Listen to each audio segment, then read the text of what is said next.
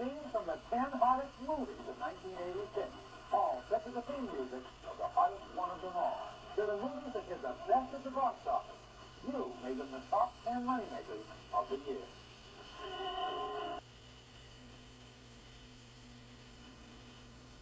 Coming up, we're going to tell you why. Because, well, I'm Bill Harris, and I'm Rex Reed, and you are at the movies.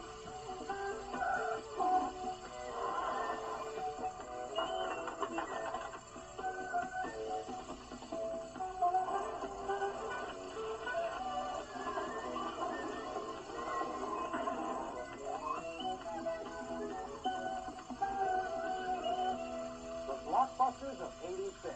Today, Rex and I have a special blockbuster edition of At the Movies, because we're going to count down the box office blockbusters of last year. We've had our say about the movies. Now it's our turn to look at your choices. The movies you made into the top 10 films of '86 with your movie-going dollars. We start the top 10 countdown with number 10, and you did it. You chose The Chosen One, also known as Eddie Murphy, who led a film called The Golden Child into the year's top 10 in the very final 2.5 weeks in 1986. Murphy was the irreverent but devoted finder of lost children in Los Angeles who's been chosen to find a kidnapped holy child on the other side of the world. He's not sure, though, that the choice is a good one. Listen, this Chosen One thing is going too far now, okay? This is not normal, okay? I'm not saying no, but I have to think this over, because the Chosen One thing, too far. Could you please leave us for a moment? Yes, y'all talk it over, because this is not a normal thing, and it should be discussed, because it's not normal. Oh, the Chosen One. I'm the Chosen One. Why? Tibet. Why can't somebody choose me to go to the Bahamas? I got to get chosen to go to Tibet. This is really... Instead, in this romantic comedy adventure, Murphy goes to Tibet, and he goes all out against the forces of evil to save the child. He also rescues the film. Now, this very minute, Murphy's in Hollywood, working on Beverly Hills Cop, Part 2. But he's got to be happy with The Golden Child, the 10th biggest grossing film of 1986. Good for him, not so good for the critics who had to sit through it. Now, in Down and Out in Beverly Hills, Bette Midler and Richard Dreyfuss were the Maggie and Jiggs of Lotus Land, happy gold card victims suffering from the torment of California affluence. Nick Nolte was the Skid Row bum they saved from suicide in their kidney-shaped swimming pool, and he stayed on as an unwelcome house guest, saving them from their neurotic servant, neurotic friends, and neurotic son, who couldn't decide whether he wanted to be Steven Spielberg or Boy George, a neurotic daughter with anorexia, and a neurotic dog named Matisse. The dog stole the picture. Now, the next-door neighbor, a black recording star, was played by Little Richard, who contributed to the laugh. 2 weeks ago, a thief tried to break in my house. Call the police. Good God Almighty. It took 20 minutes for the policeman to arrive. One little car, no dog, no shower. And I know why I don't get to protect my dog. Yes, because I'm black. Black, I'm a black man. Ain't no black man supposed to live in Beverly Hills. I want the same protection that you give old David Wiseman over there. And I'm bringing in more brothers. Woo!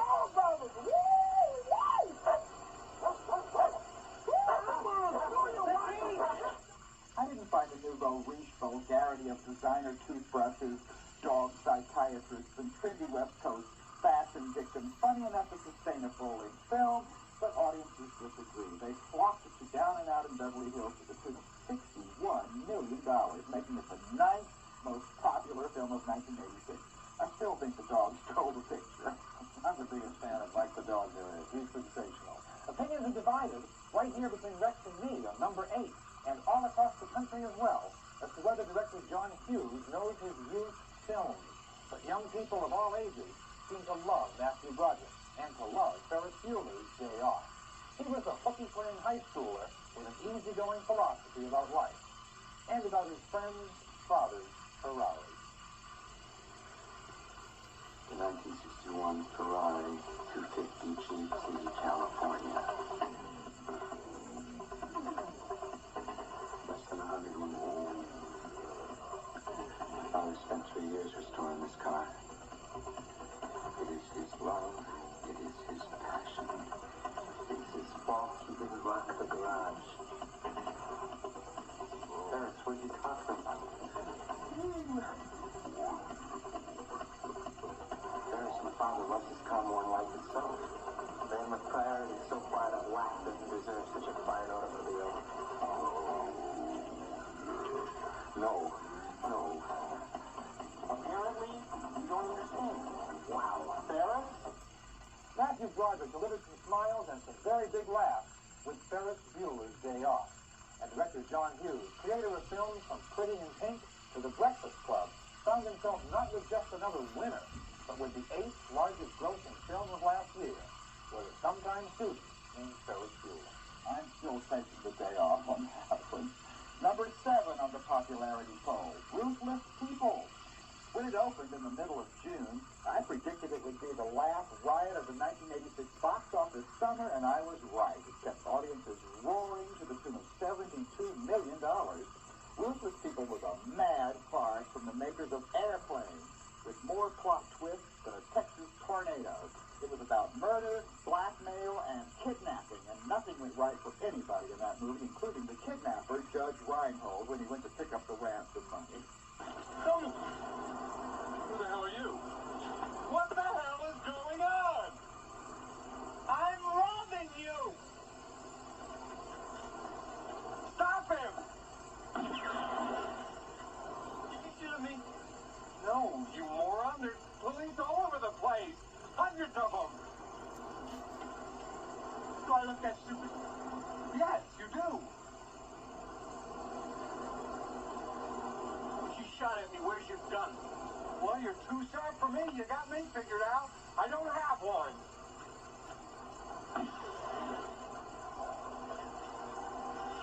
That is a brand new tire.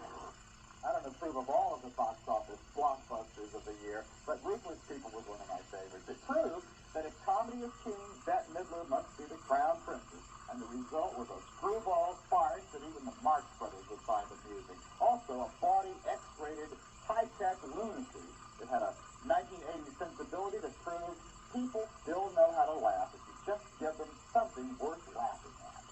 I laughed too, and I also like the trivia question of the year. What actor starred in 2 of the top 10 grossers? Bette Midler. How about that? Coming up next, number 6 and 5 of our countdown of the biggest blockbusters of 1986. The big movie chatter of 1979 was about the oozing, snapping reptile that ripped its way out of an astronaut's chest in Aliens. Well, in Aliens, the inevitable sequel, the same thing happened to just about everybody. Sigourney Weaver, the only survivor of the original, emerged from a thermal sleep after 57 years with understandable nightmares. But what I found baffling was that after 57 years, she still hadn't kicked the smoking habit. You never said anything about an android being on board. Why not? It never occurred to me. It's common practice. We always have a synthetic. I prefer the term artificial person myself. Is there a problem? I'm sorry. I don't know why I didn't even... Ripley's last trip out, the artificial person malfunctioned. Malfunction? There were problems and a few deaths involved. I'm shocked. Was it an older model? The hyperdyne system's 128.2. Well, that explains it to me. Two's always were a bit twitchy. That could never happen now without behavioral inhibitors. There was enough blood, gore, violence, vomiting, and fantastic special effects to keep audiences screaming bloody murder as Aliens racked up $78 million in revenue, making it one of the top-grossing stomach-turners of all time. It sure hit my stomach, and it hit my leg. Staying up in outer space and in the rarefied stratosphere of some $81 million so far, the top 5 films of '86 start with number 5, Star Trek IV, The Voyage Home. The whole enterprising gang came down to Earth this time to face new problems and to face a very strange race, you and me. And Spock showed us the definitive way to handle an obnoxious punk.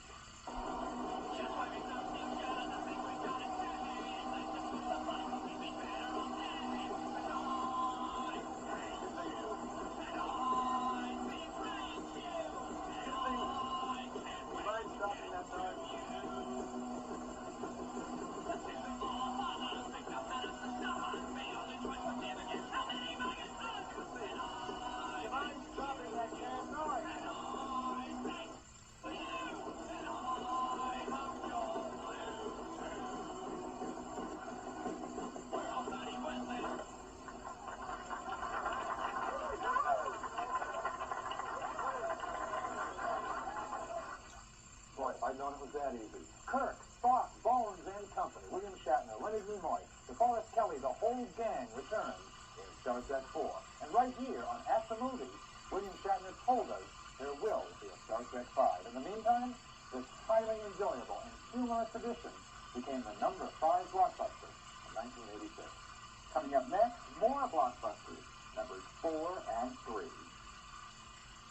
You know, in our top 10 blockbuster countdown, well, Rodney Dangerfield finally gets plenty of respect and more than $90 million at the box office as he made Back to School the year's number 4 film.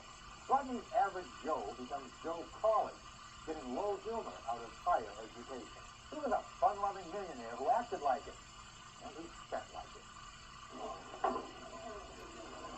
Hey, you guys get everything you need? Oh, yeah, we got it. Hey, what's with the used books? What's wrong with used books? They've already been read. Yeah, and they already been underlined, too, get it? That's the problem. The last guy who underlined it, he could have been a maniac.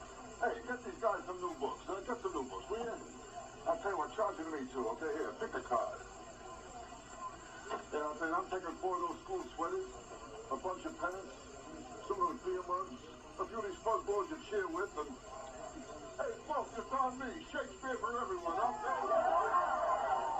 You too, honey. Ooh, I'd like to take your shoes. There are circles in which I never mention it, but I've been a sucker for this man, for his humor and his delivery, since he first hit television. Rodney Dangerfield's Back to School proves he's now one of the comedy kings of the big screen as well, and of the big bucks. Back to School is number 4. Number 3, The Karate Kid, Part 2. That was the unnecessary but charming sequel to You Know What, with Ralph Macchio and Pat Morita recreating their original roles as loyal teenage pupil and wise, kindly old Japanese teacher. Dumping the usual macho bull that reduces karate from art to arthritis, and throwing in tears, music, and some travelogue post-reviews of the Orient along the way, teenagers dove in with chopsticks, pumping $150 million into the box office, cheering scenes like this. Hey, must be a fun guy to have at a party, right? Instant ice cubes. Well, the plot this time moved to Okinawa, but the movie kept its old fashioned values in which the heroes triumphed over the villains, and the film provided a nifty and colorful tour of Japan that even American Express would approve. I approve of the movie, but I can't afford to go to the country. But I am waiting to see the sequel yet again, trust me. Coming up next, the top 2 moneymakers of 1986. The second most popular film of the year at the box office, Crocodile Dundee.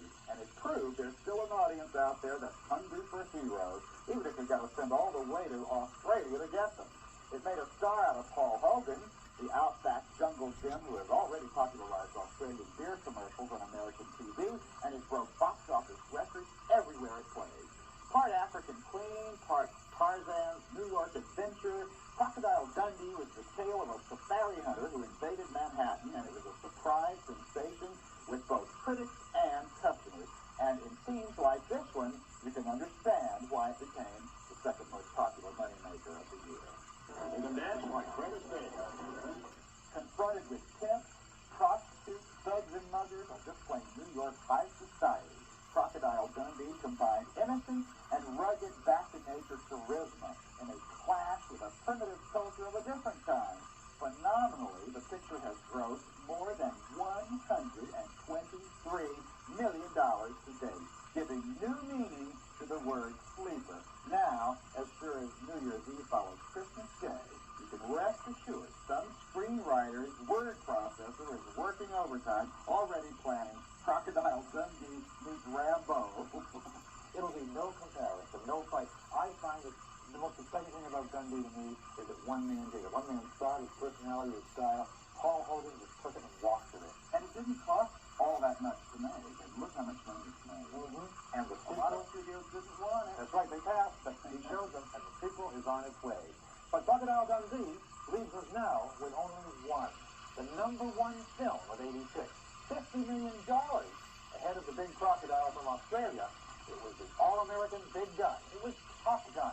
And Tom Cruise was the high-flying Navy pilot, mixing romance, rock music, and aerial acrobatics. Sure, it was a formula film, but the big difference, $171 million at the box office, says this is the right formula.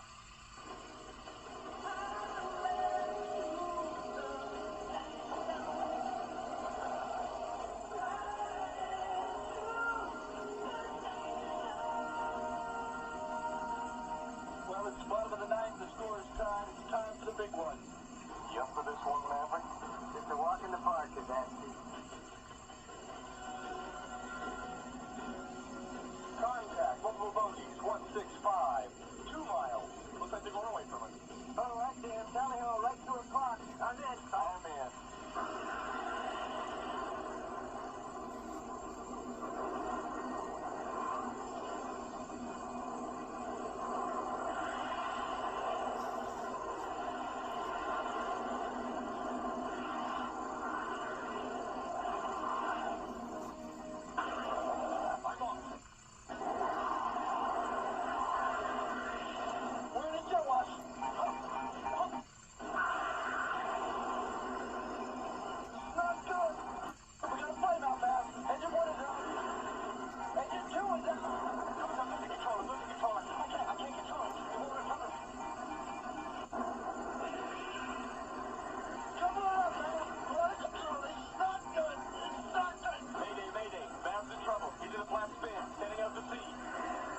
I don't like to give away endings, but it's gonna turn out okay.